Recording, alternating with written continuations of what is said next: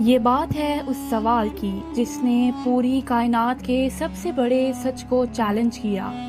یہ بات ہے اس رب کی پہچان کی جسے لوگوں نے اپنی عقل کے ترازو میں تولنا چاہا۔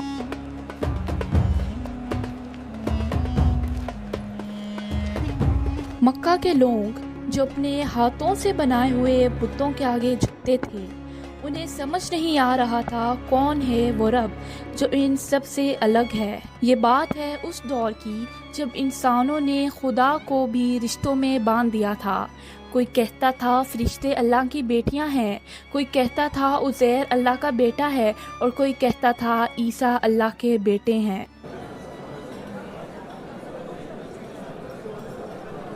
بتاؤ محمد، کیسا دکھتا ہے تمہارا رب؟ سونے کا بنا ہے یا چاندی کا؟ اس کا باپ کون ہے اور اس کا بیٹا کون بنے گا؟ اس کا وارث کون ہے؟ ہاں، یہ وہی سوال تھا جس نے شرک کی جڑ کو ہلا کر رکھ دیا تھا۔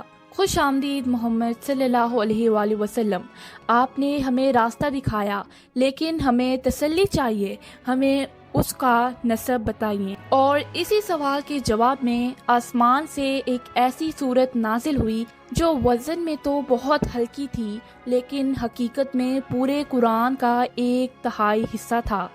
یہ بات ہے سورۃ الاخلاص کی۔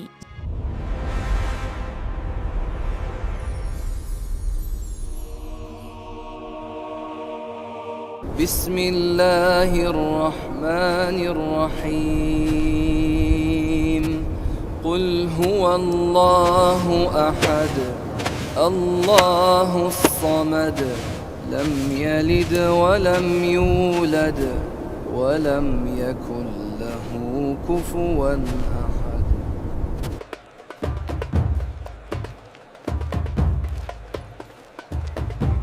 اسکالرز کہتے ہیں کہ یہ صورت اس وقت نازل ہوئی جب مکہ کے مشرکین اور کچھ روایتوں کے مطابق مدینہ کے یہودی اللہ کے نبی حضور محمد صلی اللہ علیہ وآلہ وسلم کے پاس آئے۔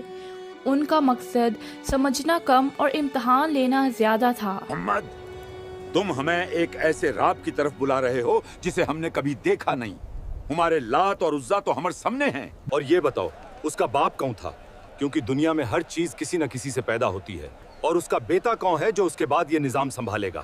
آپ سوچئے اس وقت کا ماحول کیسا ہوگا۔ لوگ اللہ کو بھی انسانی لمٹ میں دیکھ رہے تھے۔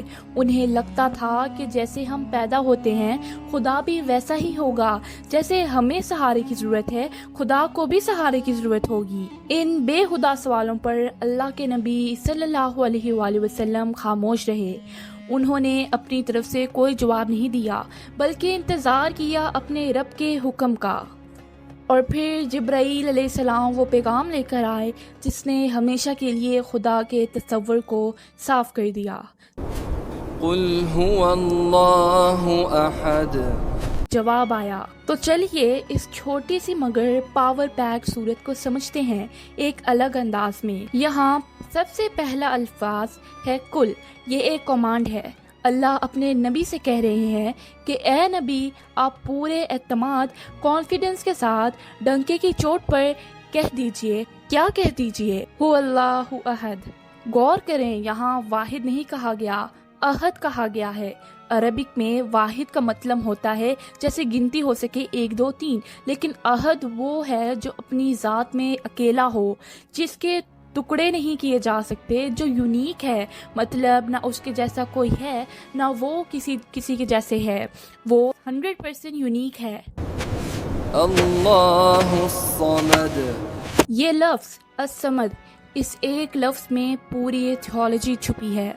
عبداللہ ابن عباس فرماتے ہیں کہ الصمد وہ سردار ہے جس کی سرداری مکمل ہو۔ الصمد کا مطلب ہے وہ جسے کسی کی ضرورت نہیں لیکن سب کو اس کی ضرورت ہے۔ وہ نہ کھاتا ہے نہ پیتا ہے، وہ چٹان ہے جو اپنی جگہ سے ہلتی نہیں۔ دنیا ادھر سے ادھر ہو جائے لیکن اللہ کو تمہاری عبادت کی، تمہارے چندے کی یا تمہارے سجدوں کی ضرورت نہیں ہے۔ ہم اس کے محتاج ہے، وہ کسی کا محتاج نہیں۔ Think about it. مکہ کے لوگ اپنے بتوں کو کھانا کھلاتے تھے، انہیں صاف کرتے تھے، لیکن یہاں اللہ کہہ رہا ہے میں سمد ہوں، مجھے تمہاری کیئر کی ضرورت نہیں ہے، میں کسی کا محتاج نہیں۔ لم يلد ولم يولد ولم يكن له كفوا أحد۔ یہاں ان سب سوالوں کا جواب دے دیا گیا جو قریش نے پوچھا تھا، کس کا بیٹا ہے، کس کا باپ ہے؟ اللہ نے کلیئر کٹ کہہ دیا، نو فیملی۔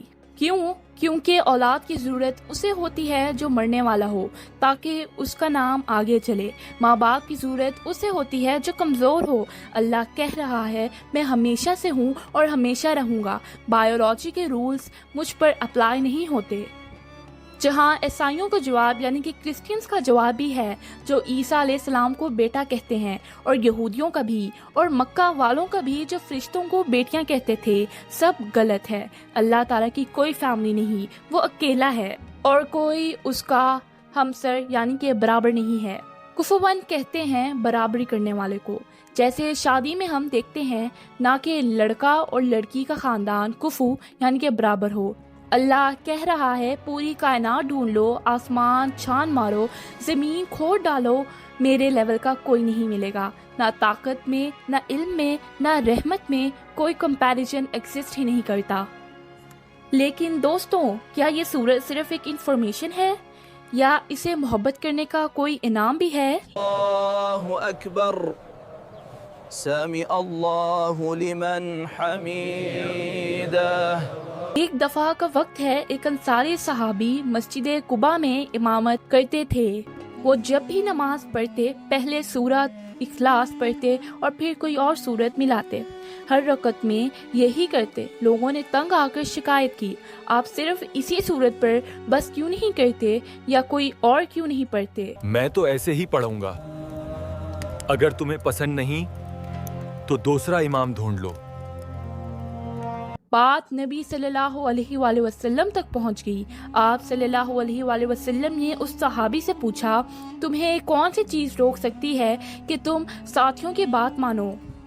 تم ہر رکعت میں یہ سورت کیوں پڑھتے ہو؟ اس صحابی نے بڑا خوبصورت جواب دیا، انی احبھا، مجھے اس سورت سے محبت ہے یا رسول اللہ، کیونکہ اس میں میرے رحمان کی صفت بیان ہوئی ہے۔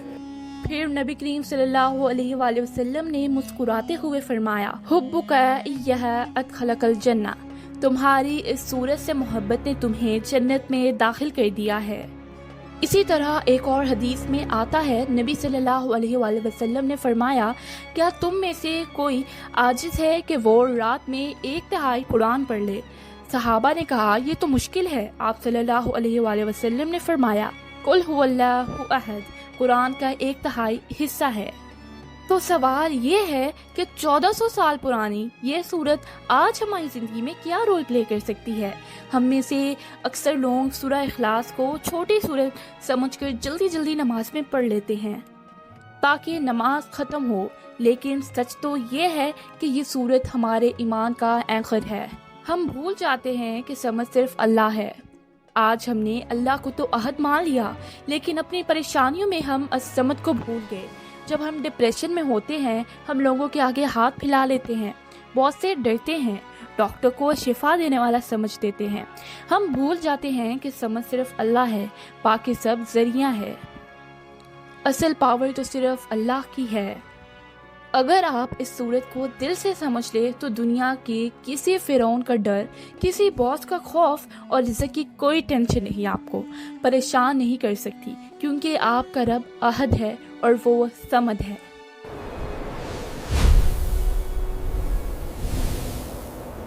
آئیے آج وعدہ کریں کہ جب بھی قل هو اللہ احد پڑھیں گے تو سوچیں گے ہم کس ذات کی بات کر رہے ہیں۔ اگر آپ چاہتے ہیں کہ ہم اسی طرح کی قرآن کی گہرائیوں میں اترتے رہیں تو اس مشن کا حصہ بنیے، ویڈیو کو شیئر کیجیے، کیونکہ جتنے لوگ اس سورت کو سمجھ کر پڑھیں گے ان سب کا ثواب آپ کے اکاؤنٹ میں لکھا جائے گا۔ یہ ہے ایک اصلی صدقہ جاریہ۔ دعا ہے کہ اللہ ہمیں بھی اس صحابی کی طرح سورہ اخلاص سے سچی محبت نصیب فرمائے۔ جزاک اللہ خیر۔